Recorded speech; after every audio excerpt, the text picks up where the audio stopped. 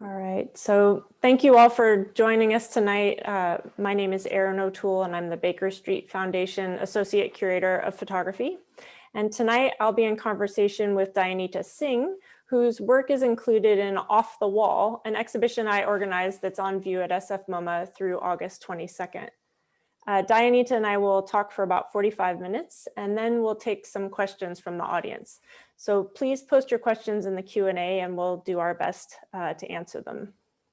So Off the Wall features 5 artists who challenge traditional notions of what a photograph is and how it should be displayed. They turn photographs into sculpture, include them in complex installations, project them onto various surfaces, and fabricate furniture for their display. The other artists included in the exhibition are Liz Deschen, Sarah Z, Lieko Shiga, and Oliver Channerin, all mid-career artists who have shown their work around the world and who push the boundaries of the photographic medium in exciting ways, exploring new modes and forms. I asked Dayanita to take part in this exhibition because she has for many years been interested not only in taking photographs off the wall and moving them into the space typically occupied by museum visitors, but also in questioning the nature of museums themselves. Born in New Delhi, where she lives today, Dayanita started her career as a photojournalist. She published several acclaimed books before she began to experiment with the form, creating volumes that are themselves mini museums. She also began making larger scale museums, flexible wooden structures designed to house and display her photographs. Dayanita's installation in Off the Wall features 3 of these museums: the Museum of Shedding, the Suitcase Museum, and the Museum Bhavan. I've invited her to talk with me tonight about how she came to make these works and why the prompt of Off the Wall was so meaningful to her. Good morning, Dayanita. Thank you so much for joining us. It's for those of you who don't know, it's a 12-and-a-half-hour difference between San Francisco and Delhi. So we're so pleased that you were willing to wake up very early to join us today. Thank you, Erin, for inviting me into this show. And I'm sure we'll talk about it, but it's very, very significant exhibition for me. And I think in times to come for photography too. Well, that's very nice of you to say. So I was thinking we would sort of start at the beginning, so to speak, with your origins and talk about how you started in photography. So tell us what we're looking at here in this photograph. You're looking at one of the many albums that my mother made of her photographs. My mother was an obsessive, not just an obsessive photographer, but an obsessive album maker. Everything had to be collated into an album, so sequenced into an album. And she even made an album of my father's girlfriends and put her picture down on the last page. So, you know, everything, or she was an archivist at heart. Everything had to be cataloged and, you know, made into albums. Either albums or covers, images put onto tables with glass on top. So you could keep stuffing them. And that makes my lineage quite obvious, I guess. So this kind of leads us to this picture. So you started as the subject of photographs before you became a photographer yourself. Yes, as I've often said, it was the only bane of my childhood to be so photographed since I was the first born. But now that you show me this photograph and I see the windows at the back, and I look at the museum in my house and I get a sense of the proportions, where that idea of the proportion comes from. But also this was a house that was continuously in motion. It was being built and rebuilt all the time, much to my mother's annoyance. But my father just felt that if the wall came here, then it could become 2 rooms. And then if another wall came, it could become 3 rooms. So I grew up in a very organic house. And so your mother took pictures of you like that one from your childhood, and then this one, which has some added significance to it. When was this taken? This was just before I was leaving for the National Institute of Design. And she's very proud to have left her shadow on me, and she's much more than a shadow on me. Um, she's quite terrific. So I imagine that having the support of your mother and having her, having you take up something that was important to her must have been something that was very moving for the two of you to have this thing that you share. Yes, I sometimes feel that I'm living her dream. This is the life she wanted. And in her time, I guess it was just not possible, or it wasn't possible for her. And she made it possible for me, because when I started too, there were no women in photography. But my mother freed me from the very start. She even said, look, don't get married if you don't want to. I personally don't think you're the marrying kind. Have as many as you want. And she also said, I think you're going to do a lot of important things in life. And so don't have children unless you really want to. And don't let anyone make you feel less of a woman for not having children. So, she liberated me from two of the things that were very important at that time for women in India. And she really let me go. She let me go when I was 18. I had just lost my father. She could have held on to me and asked me to help her, look after all the litigation that followed. But no, she just said, go and do what you're going to do. That's very beautiful. So we'll skip ahead a little bit and to your first book, your first major project, and maybe you could just give us a little background on this project and its significance to you. This is the book I made when I was still a student at the National Institute of Design. I had been photographing Zakir Hussain and the musicians he traveled with every winter. So when there was a book design course at NID, and that's why you can see the text is so close to the spine, and I can see all the mistakes in the book now. This was my student project, and it got published, but there were very few takers for it, because you see, the obvious market would have been musicians, but the musicians said it wasn't really a book that taught them how to play the tabla, as though I could make a book that would teach you how to play the tabla. It's impossible. And then Zakir was not the mega star that he is today. And so the book sort of didn't quite fit in anywhere. And it didn't have any commercial success. And I mean, no books do, but this one did particularly badly. And today it's a rare book. You can't get it for any amount of money. And I wonder if Zakir is listening, because he lives in San Francisco. And then we have just not republished. My most recent book is also Zakir Hussain. It's the Zakir Hussain maquette. The dummy, Steidl published the dummy that I made for this book. Handwritten, little pasted photos, lots of rubber solution. So this is the book that I think established that I knew that I made photos to make books. But it just took 20 years to have the confidence to say that. I didn't make prints. It was too much of a luxury to make prints just to look at an image. So you just learn to be very happy with contact sheets. So the book, I think the idea that the book is my work was established already, now when I look back.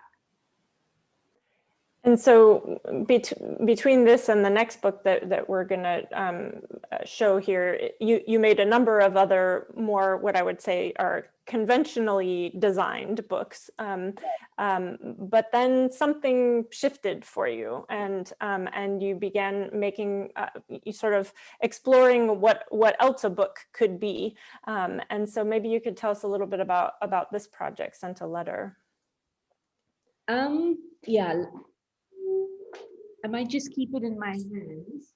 Yeah.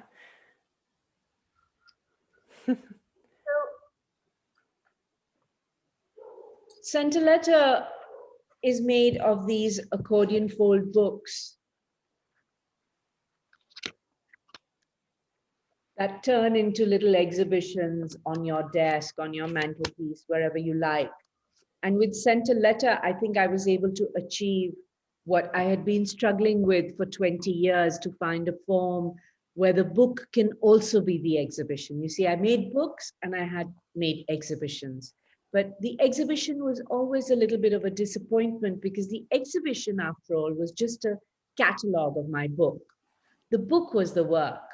And there's a wonderful story here where I was in my studio upstairs with Francis Morris, who at that time was the head of collections at Tate Modern and had come to look at acquiring some of my silver prints. And I said, I'm very honored that you should have my work in your museum, but why are you having silver prints when you could have a book of mine? And she said, Dayanita, we love your books and we know how much they mean to you, but what do we do with them in a museum? Either make a facsimile, or we project them, or they're in a vitrine, none of which will do justice to your book. And that was my eureka moment. I realized that for my book to be in your institution, it had to be an exhibition. And that was the thinking behind this box. I had been making these books, but privately, just for friends that I traveled with. So they are letters to friends. And I realized, okay, so this is it. This is what it's going to take to bring the book into the museum as a form in itself. And they're also sort of their own museums too, because it's a collection within a box. And so maybe you get to that idea a little bit later, but I think that that they contain their own exhibition that somebody can hold in their hand or put on a shelf. So let's look at the next picture. So this is, you've shown them to us, as the accordion folds, but here's a sort of a close-up of some of the stills. Sorry, my PowerPoint's a little slow. And then here's an example of how they might be shown in a gallery space. Fantastic, because this was in Arles, the sort of where all photographers want to go, I suppose. And I had been invited to show my work there. And I said, I could only show my work if I could show the book. And they said, we have a separate section for books. And I said, no, I want them there with my silver prints. And that year they also showed my mother's silver prints. So I think it was too much for them to miss out on my work and my mother's work. So they let me put my work into, and that was a big moment for me, because if I could bring in the offset print into this photography exhibition. So this was all the start of what was going to really take over my entire life. That's all I do now. And so you were really sort of pushing against ideas of what is the object that is most important in photography. And so it has traditionally been the print, but here you were pushing back and saying, no, actually the book itself is the object. Yes. And that there was a lot of tension around that, because that was just not sort of accepted practice by the field. Absolutely. Okay, let's see what we have next. Here's just another example of how they might be shown in these beautiful teak boxes. And then here, getting to that question that you were raising is what is the thing that you were showing? And in this case, you were showing books on the wall. Sometimes you've shown them, on a shelf, as we've seen. Sometimes the actual book itself is mounted on the wall. This was a big step, because here I asked Steidl if we could have a book with 88 different covers. And he said, Dayanita, that's just too much. And cover, you don't keep changing the cover. And I said, but if I had a book with all the images that are inside the book, then I could exhibit the books, and that would become an entire exhibition of this work. And I wouldn't have to show the prints. So that's how this book was made. And it was shown at the MMK in Frankfurt. And this is called the Museum of Chance, is the name of the book. Museum of Chance. And in the other room, they showed the actual Museum of Chance, which I'm sure we'll come to. So Yeah. the idea, even in my Berlin show next year, on one side, you're going to have the book object on the wall, Museum of Chance, and then you'll have the big museum I built, really to sort of say, well, you know, they're both forms. Like, why should the book be any lesser form? And that also the chance was also part of when you ordered the book, you didn't know which cover you were going to get. So there was an element of chance there too, which I think is really lovely. And there I felt I beat Amazon, no? Because you might have with the keys, but you may never get that unless you came to one of my events. And so here, I love this image. So this is from the Suitcase Museum, which is on view at the museum as part of the exhibition. And you're here taking your show on the road. So here are the books in these beautiful frames. And so the idea here was that you could have your own pop-up museum anywhere you decided to go. The photograph from Venice was the test run. I thought if I could roll my suitcase on the streets of Venice, then I could roll it anywhere. And it was a success. And I think, you know, in the times to come, even if we get past this virus stage, it's time to start thinking about how much we spend on these large exhibitions, on the shipping and insurance costs. And certainly at this time, it has been amazing because I think the work that is touring the most of mine is the Suitcase Museum. Because, you know, you just send these 2 suitcases, the curator puts them onto the wall and keeps changing them. There's a PDF that you can print out as the catalog and, maybe take it to another exhibition in your town or in another town. I know your museum won't allow you to just put it into your car, but I would say if you're going to Pasadena for the weekend, you could take the suitcase along, show it there, bring it back in time for the museum reopening, or the museum could be on loan for a night to someone who would. There, like, I don't know, all kinds of possibilities with these suitcases. Wait and see. I love that idea. And so this is an image of you doing another kind of pop-up. And this one is in Venice, is this correct, at the Biennale? Yes. I have such the book is omnipresent. It's like, how do I get my book in here? So even though I was representing Germany in the Venice Biennale and I had my work inside, it was not enough because the book wasn't omnipresent. So I had just printed File Room Which Title, and the Prince Claus Foundation asked how they could help me, if there was something they could do to celebrate my being in Venice. I'm one of their awardees. And I said, well, I have something a little unconventional to ask of you. Instead of having a lunch or a dinner, would you get my File Room book cart from New Delhi to Venice, and could we have a book launch? And they said, who would you like to do the launch of the book? And I couldn't think of anyone better than Okwi. And he agreed, he agreed. This is Okwi and Wezer, who was he the curator that year of the no. It wasn't. It was Susanna Gansheimer, but he agreed because I think he loves the archive, and he's game for things like this, I guess. I don't know why he agreed, but he did. And so he launched for me outside the German pavilion.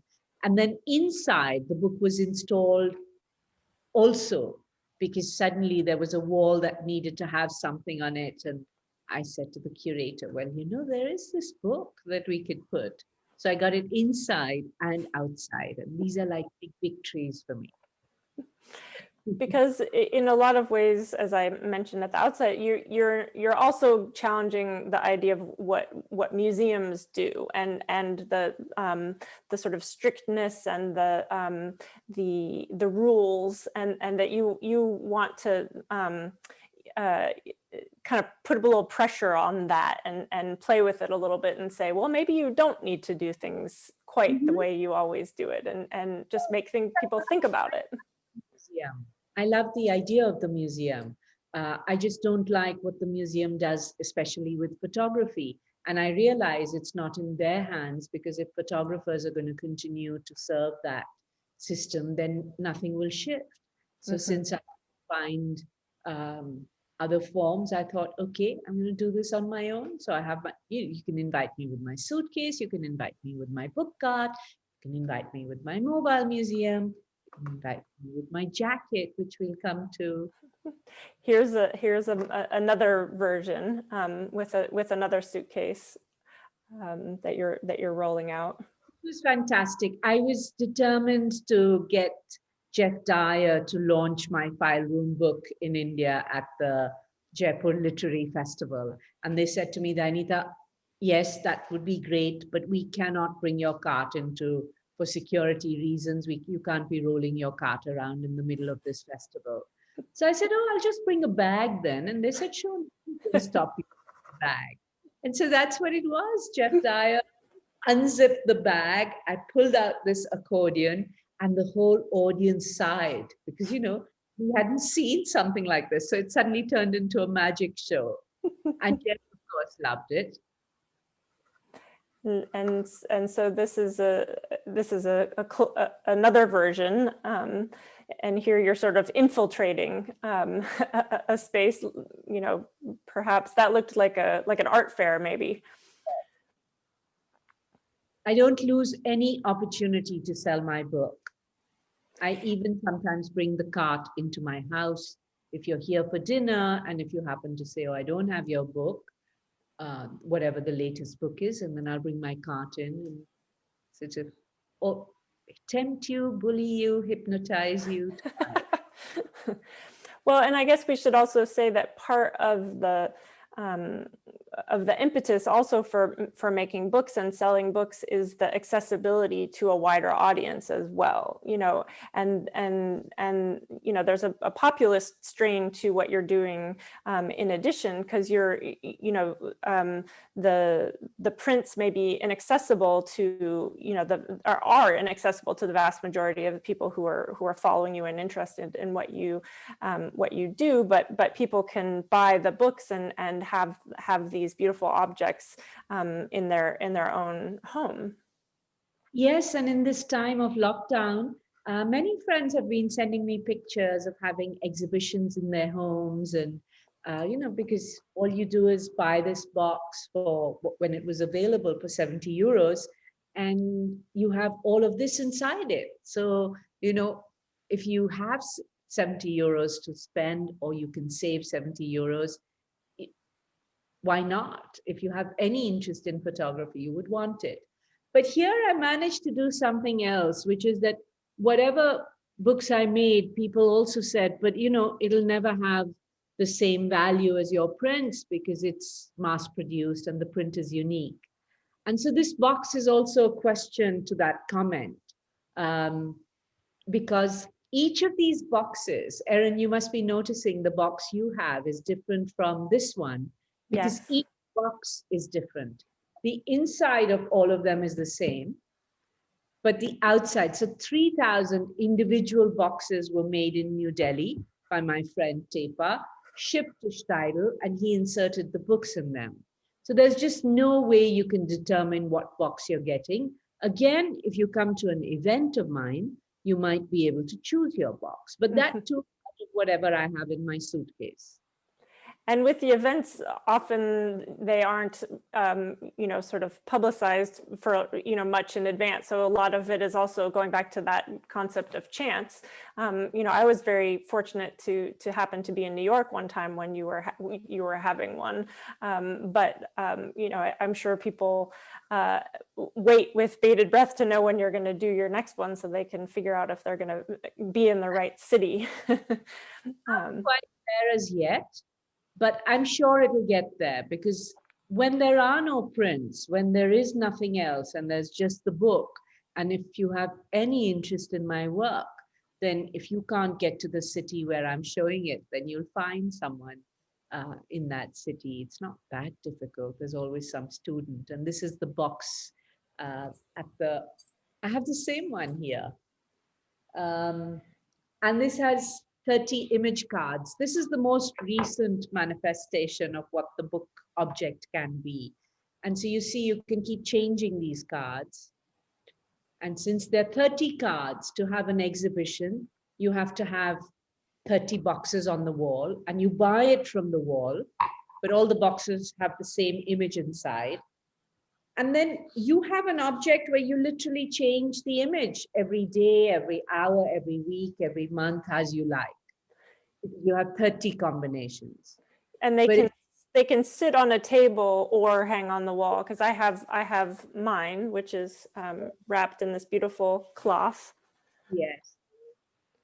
But I could switch it out. I could put it on the table, on the desk, and change the images so that I had my own personal exhibition of this work on my desk. But I have to say that if you're at another event and you buy a second box, then you will have 30 times 30, 900 combinations. And if you happen to buy 3 boxes, you would have 900 into 30, 27,000 options, and so on. I've made 5 boxes so far, and I think there are only 3 people who have all 5. Here's a close-up. So, they come in these beautiful teak boxes. I know you can only buy 1 per person. I don't make it easy. Oh, this was my most beautiful exhibition at Callicoon. I was so happy because it turned into a retrospective of my book objects. And I loved it. I was there every day. I would talk to anyone who wanted to listen. Once the postman came in and we were having a conversation with him, students, every day I was there. Book. Yeah, this is the one that I attended, and so you have the boxes here wrapped on the table, the Museum of Chance on the wall, and then the book objects on this other wall here, so that people can get a sense of all of these various iterations. Here's another image. The table that then the top opens out, and if you want me to sign something, especially the Museum of Chance book objects, then you have to sit down, and I have a lot of stamps in the drawer there. And so I stamp it differently and make each book then unique for you. And I believe that in creating this mahal, which is very difficult to translate in English, it's like, I think I learned it from Mona as well as from the musicians, the idea of the mahal, that you create an atmosphere or an ambience, they're not the perfect words, for the person to either, in my case, acquire the work, So I'm sure, Erin, this book object that you have is not going to be like other books that you have, just because you went through such an experience to acquire it, no? And yeah, well, it was like a happening, and you were there, and you were chatting with everybody, and so we discussed it, and yeah, so it was a different kind of experience, and I should say, you were wearing this museum that night, and we're showing people the books that are in the pockets. And I have him with me because I think we don't have a picture that shows the back. What does it say there? I can't quite read it. It says my life as a museum. Lovely. I should say one, Erin. Oh, I would love that. Are you kidding? I would love that. And so we've been talking about these smaller museums and book objects, and as part of the installation at SFMOMA, we also included one of your larger museums, the Museum of Shedding. And so maybe you could talk about how you came to make these as well, because it's a very different kind of gesture than the book. So for one, I think these are giant books. I think Museum of Chance is like sent a letter on steroids. But I think I also missed very much in the museum space that I couldn't rearrange my photographs, Mm-hmm. Once it goes onto the wall, it's just stuck there. And as you know very well, that photographs completely transform depending on the image they're placed next to. And I thought that was a pleasure we were not able to share with the audience ever, because nobody allowed you to keep changing the images. And equally, I thought the wall was too static, and I couldn't bear the way people look at photography exhibitions. Some people, with this glaze, they think they can take it all in one view, because it's prints, and if they're large, then they've seen them all. And I wanted to make a structure that I could, where I could rearrange the photos in a second, and I could rearrange the structure in a second, so I could transform the architecture of what is often a very sterile space. And in this case, because the museums were new, and I hope that's not the case at SFMOMA, there's also a smell of the linseed oil with the teak wood that I use. And so you come in and the atmosphere, the mahal has already changed, because you know that this is not how the museum always smells. Or there's a little smell of the same oil, I think, on the leather in what you have, if it's still there. So yes, this was my way of saying, okay, you won't let me change anything on the wall. You won't let me activate the space. I'll build my own structure. It took several years and many, many failures, but finally I found a few forms that I'm very happy with. And at the end of Museum Bhavan, I made Museum of Shedding, which was the last one. So let's just say that the one we're looking at here is the Museum of Chance, and this is now in the collection of MoMA in New York. And then I love this series of photographs because it shows how many different ways you can arrange this piece, which is the Museum of Shedding. And here, this is when it's empty and sort of packed and delivered into the space. And then here's all the various components, and they can be arranged in various ways. And so this one was different than the Museum of Chance.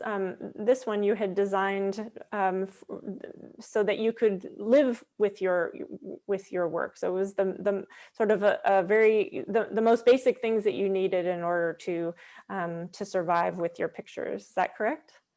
Absolutely. I still hope it'll come into my apartment and I will actually live inside it. I wouldn't sleep on the side the images are there. I would sleep on the other side. But the idea that people could come and visit even when I was sleeping. Yeah, this is the curator's house. I don't know if you would like to spend the night in the museum. I would, in your museum, I would definitely love to spend the night in it. And so here you see the Museum of Shedding, and this is the side that you were talking about sleeping on. And private side. This is the house, the home side for the curator. You just need a desk, a bed, and a stool should you have a visitor. And this, on the left-hand side, you have a separate table for eating, and that has its own stool that sits inside it. Everything has to be compact and fit inside everything. And I'm very concerned about shipping costs. So I'm trying to make new structures this time so we can reduce the shipping by half. And of course, then the ultimate would be to use the crate itself. And as you said, it's very easy to swap out the photographs. You can see here the backs of some with that are black, and then there's just a thin teak bar, and you just move the bar, pop the photograph out, put it into the storage, and then put another one in, and it just takes a moment to do it. So it's very easy for somebody to reorganize the exhibition in the space. I hope you will reorganize it a few times or invite some people to reorganize it. So Yeah, that for sure. because somehow that's the thing I don't like about museums, that the work gets fossilized. And this is meant to be activated. I should actually put it into the contract that once the curator must rearrange at least 5 images. I like that. And so what you see here is the installation at SFMOMA. So there's the Museum Bhavan, the books on the wall, the Museum of Shedding in the middle, and then the Suitcase Museum on the wall. And I remember, very early on when we started talking about this, that it was that you liked the idea that I had come up with for the exhibition, with this idea it was a very flat-footed concept that I had been noticing.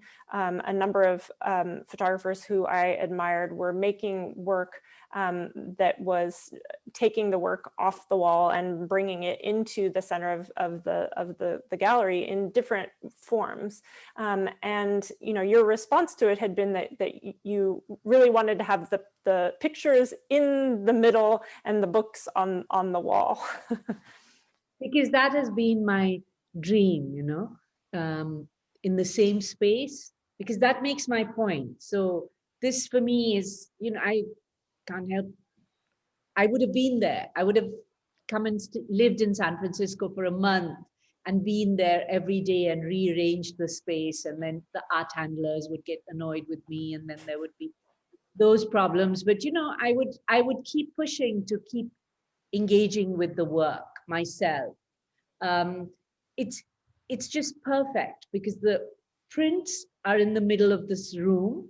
They're not on the wall. The book is on the wall. And for me, in years to come, it may not mean very much because that will become the norm. But as I was saying to you the other day, when we look at the history of the photo book, this will be a historical show because you did it in one place. People have shown the book on the wall, but then we don't have a museum there. The MMK did a version of it. So, but this is like very compact, and it's taken it's not just my work. You see, what's special about this is that there's 3 other artists, 3 wonderful artists. So now it's not just me. Yes, that's what makes it special. It's not just me going on and on about the book on the wall, the book on the wall, the book on the wall, prints off the wall, prints off the wall. It's someone has acknowledged that there is a shift happening.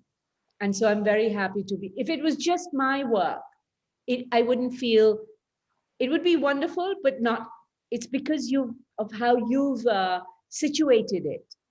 And I'm really, really grateful to you for that. Well, thank you. I'm so glad.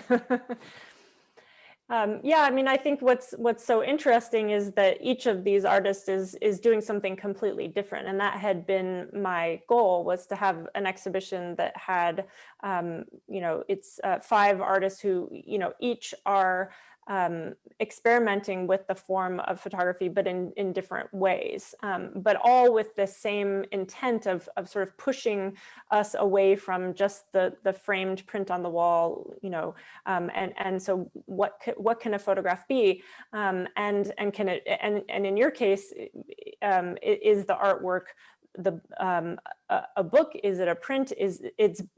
Can it be both at the same time? And what is a museum? Is a museum a building with artwork in it? Is it a large thing? Is it a small thing? And what does a museum offer to people? And I love that idea that a museum can be something that you hold in your hand. Or wear on yourself. Yes, absolutely. So what I was thinking with the last few, oh, here's just a close-up of the books on the wall.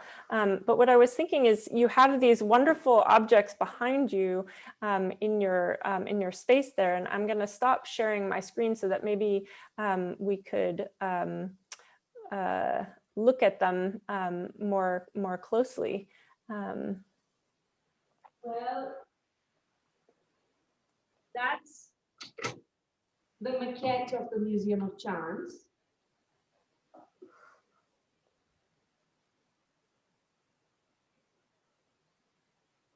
And these are the boxes, like the one we were showing. This is my 40 box. I think you have this on the desk as well. Yes, and also on my own desk, because this was the other thing that I bought in New York. So I have Curator, and if I want to be Curator, or one day I decide that I want to be the registrar. Curators sometimes have to be, no? Yes. But that's what I really love equally. To be in your museum, of course, but also the privilege of being in someone's house in an active way, not a print on the wall, not a book in your bookshelf, but an object that you have to deal with. I mean, at some point you have to dust, and so you have to touch it, you have to move it. It just doesn't get fossilized on the wall or the bookshelf. And the other thing that was lying there that I thought is interesting to show, this is the Zakir Hussain maquette that we made last year, Which Title? And then I made this cover for it, much to Steidel's annoyance. In this book is this that can be put onto the wall.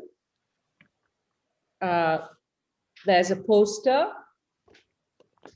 that you can frame or give to somebody else. So the book sort of disperses. There's a reader, but the reader can become a poster that you can frame. It's gorgeous. Has these notes from when I was a student at NID and how I used to think of books with little contact prints and little drawings. And this is the maquette where I used to handwrite the text because there was, that was the way. No other way to do it. Yeah. Yeah. And I love that. I love to be able to say that my first book is my most recent book or something like that, that come a full circle. But of course, I can't say that either because there's lots more happening and many more books planned. And I hope I have life enough to do all the books I want to do. But this is the privilege of working with Steidl, that, at press, you get ideas, and he actually, he's such a big support. I mean, I couldn't be speaking about all of this without mentioning what his presence in my life means, because he's really the co-conspirator. Yeah, this is, just so people know, it's Gerhard Steidl, who is a publisher in Germany, and he is a very famous photography publisher, and to have a publisher who is willing to do these things with you is quite rare, I would say, because they're not easy, and I'm sure they're not inexpensive either to produce. So I think on the Museum Bhavan box, Steidl lost thousands of dollars, huge amount of money. But I think he loves the idea of it so much. We sent a letter on the 1st of January because he said, I want to start my year with something like this, not the big stories, but something that you can. So he, because he worked with boys and because of his political leanings, he sort of really gets what I want to do with the book and supports me wholeheartedly. The reason one can't do this anywhere else is that there's no other publisher that has the press in-house. Mm-hmm. So it's literally what he calls the house. The design office is on the second floor. third floor, 2 floors of the design work, and then on the ground floor is the press. So you're actually at press. And that's how I met him when he met me in 2001. He had printed the Myself, Mona Ahmed book for Walter Keller, for Scalo. And he came up to me and he said, I'm Gerhard Steidl. Next time you make a book, you better be there at press. If your publisher is too poor to send you a ticket, I will send you a ticket, because you don't make a book without being at press. Call me. And that was the start of my now 20-year relationship with this incredible person. Incredible. Yeah, it's an amazing story, and it's just so heartening to hear that it's possible to experiment in this way, with books, because often that is not the case. So I was thinking maybe we could see if there are any questions from the audience here, and so I'm going to take a look at them. Let's see. So here's a question that says, can you elaborate on your choice of materials for your museums as it relates to their affect? For me, the teak wood evokes the warmth and suggests institutional bureaucratic space. You've answered your own question. Exactly that. Well, Emmy, that was a wonderful question. Yeah, exactly. Bureaucratic, institutional, and yet disrupting it. Disrupting from the inside, not standing outside, but getting into the space and disrupting it. And yes, that's exactly why it's this teak wood. And, maybe in America, it may not be so reminiscent, but, in India, the moment you see the teak wood, that's what you think of, the government museums and the offices. But also for a more practical reason, that wood is very easy to repurpose and reuse and remake. And, so when we get things wrong, as we do a lot, then we can cut a part of it and still use it and make something else out of it. It goes on and on, the reuse of it. The table I'm sitting on, I can't show it to you, is actually made from the side bar of the doors. Like wood is so great for that, to be able to repurpose. And of course, I work with some brilliant carpenters. So that's the other part. If I did it in metal, or I did it in, what else could I have done it in? I wouldn't be able to play with it as much, It's like, okay, so Museum of Shedding will come back from San Francisco. Actually, I have an idea to add 2 more wings to it. Like museums have wings, so I also sometimes add wings to museums.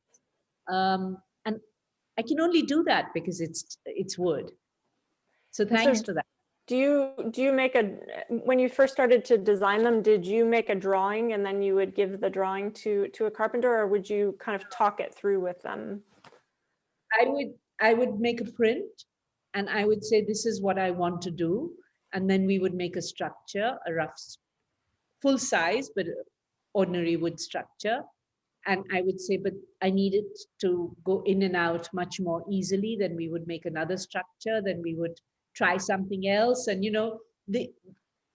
the idea was for them to know that regardless of how it turns out, they get paid. Because I don't think any carpenters anywhere in the world would agree to work with me, because we go through about 8 or 10 manifestations before we arrive at what we want.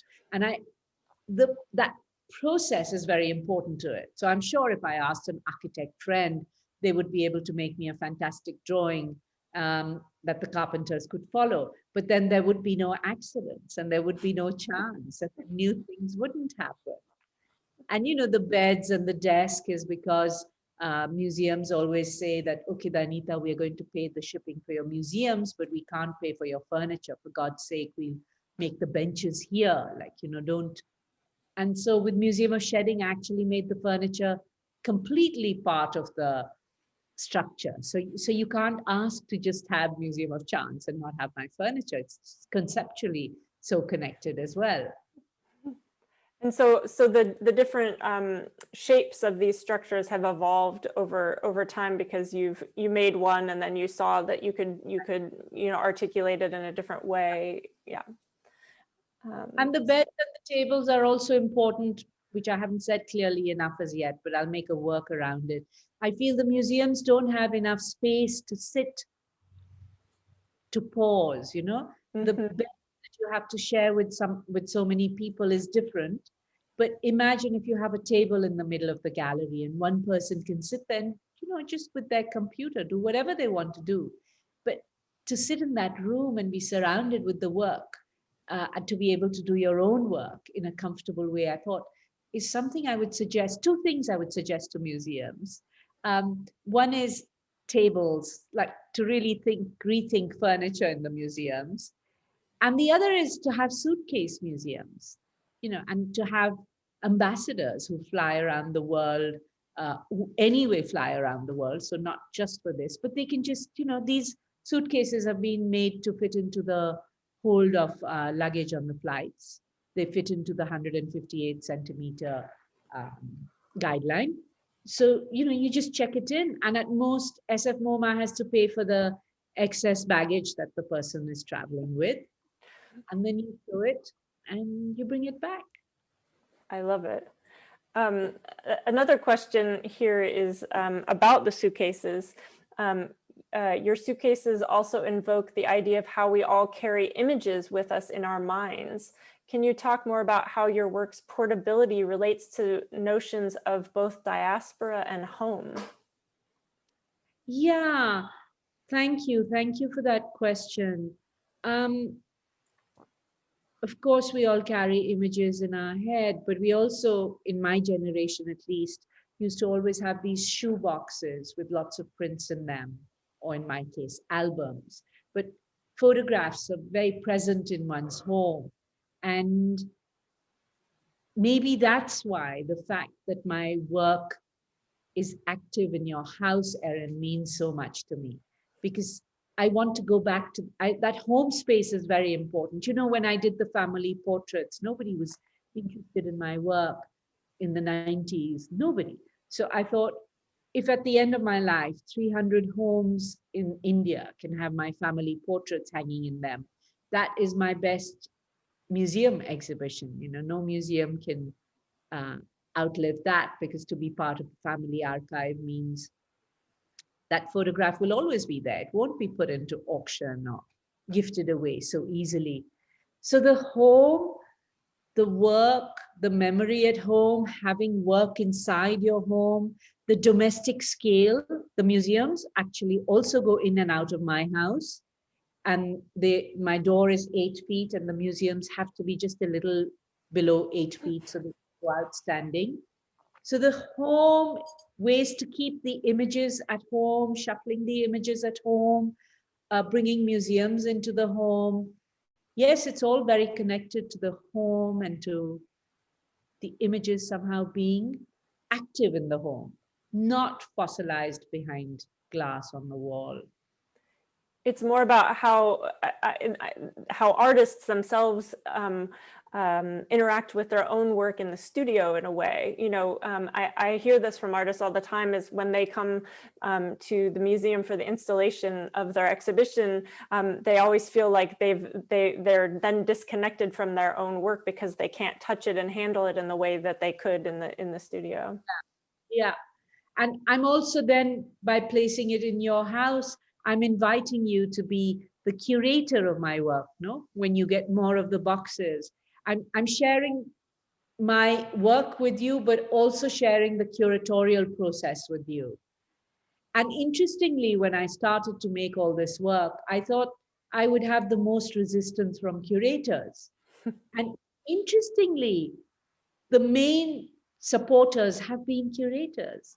It's they before everybody else, they get what I'm doing more than what I realize sometimes, It's so interesting. Well, I'm very glad to hear that. I was afraid to hear that you were going to say the opposite. This is a nice question here. I'd love to hear more about the social structure surrounding the museum. Didn't you create a board of trustees for your museums? So when I made Museum Bhavan, it all sat around, I don't know, I can rotate this a little bit. All these walls were covered with my museums because 9 of them fitted in here. They just lined the walls, and this was going to be Museum Bhavan. And on that wall, where you see that round case that my grandfather built, was going to be a large window. So you could look at the museums from the outside. And then I had my first Board of Trustees museum in the Hayward Gallery, where I had my exhibition, behind Museum of Chance and in front of Museum of Furniture at 7 p.m. while the opening was going on. with 3 trustees, Sunil Khilnani, Gautam Thapar, and Hans Ulrich, of course. And so this was supposed to become Museum Bhavan. And I was over there going to have an archivist or curator in residence program. And so if you wanted to come and just live with the museums, you were welcome to.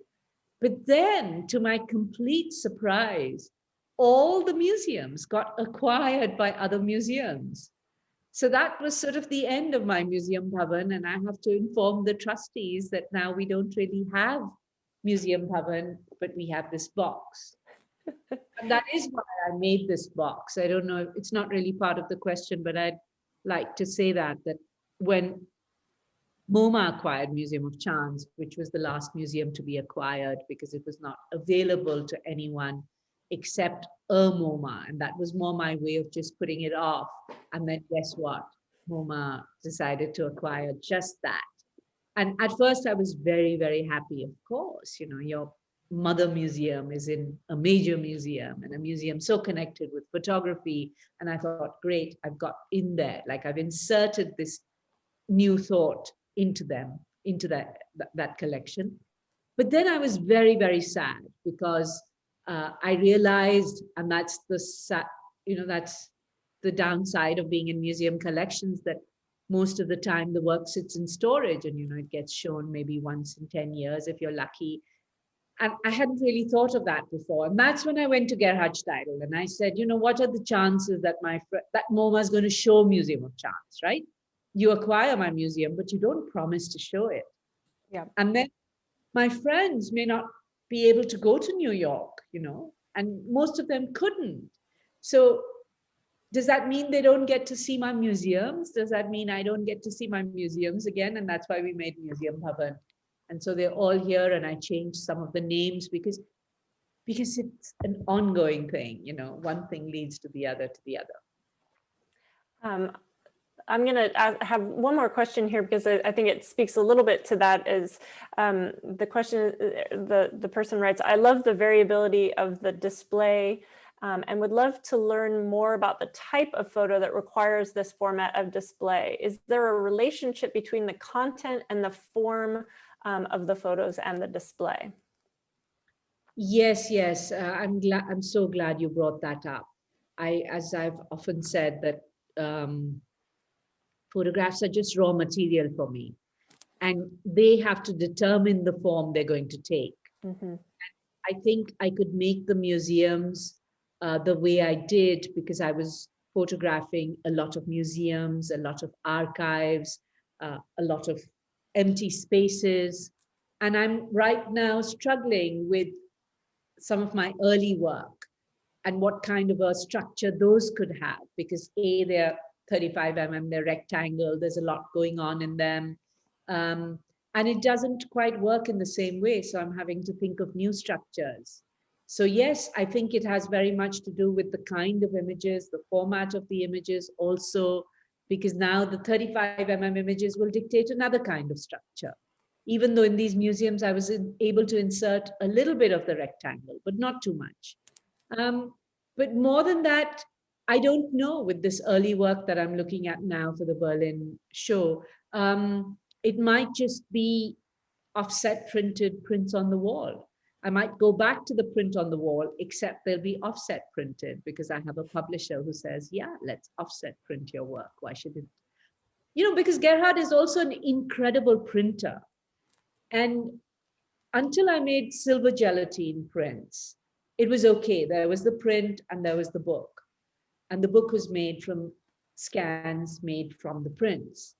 But ever since I started to work with digital, and people still keep that same thinking of the print being the original.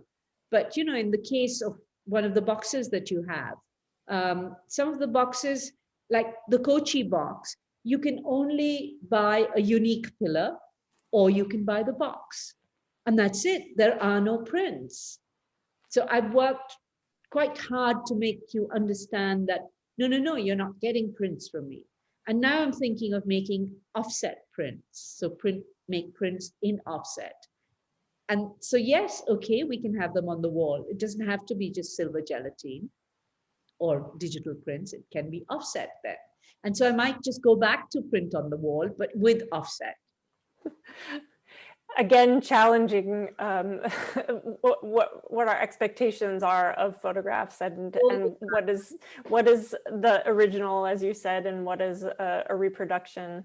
And I love that about your work, and I love that you keep iterating it and expanding on what you've done and making these new forms.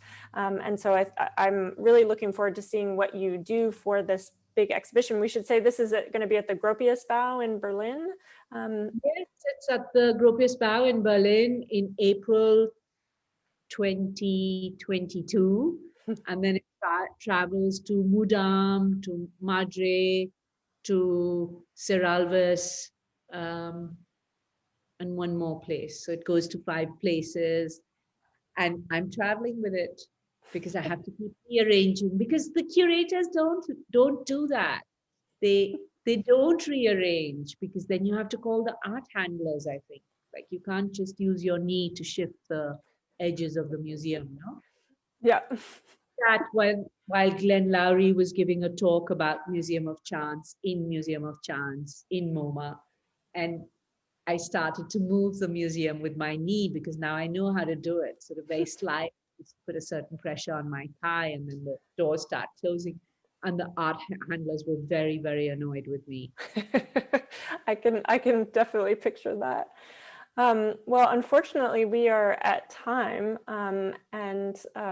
but this has been such a lovely chance to talk to you about your work and in honor of this show. And it's one of the saddest parts of what's transpired is that you weren't able to come and be here in San Francisco with us, and there wasn't an opening, and we didn't get to play in the space together with the installation, which I was so looking forward to. And so that's really for me just the worst part about doing this show in this moment. I'm happy that it was able to happen given everything, but the fact that you and the other artists weren't able to come and install with us was quite disappointing. But I want to thank you, Erin, for doing this show, for actually putting this group of artists together and saying off the wall, you've started something, and you mark my words, there will be thesis written about this exhibition. It's a very, very important thing. I know people will say like, oh, so what? But no, it makes a huge shift for photography. Thank you. So thank you. Thank you. Well, it's so meaningful to me that it resonated with you, and you were, I think, the first person I talked to for the exhibition, and I remember you responding so positively to the idea, and that was very heartening. All right. Well, thank you all for joining us this evening, and please come see the show if you can. It's up until August 22nd.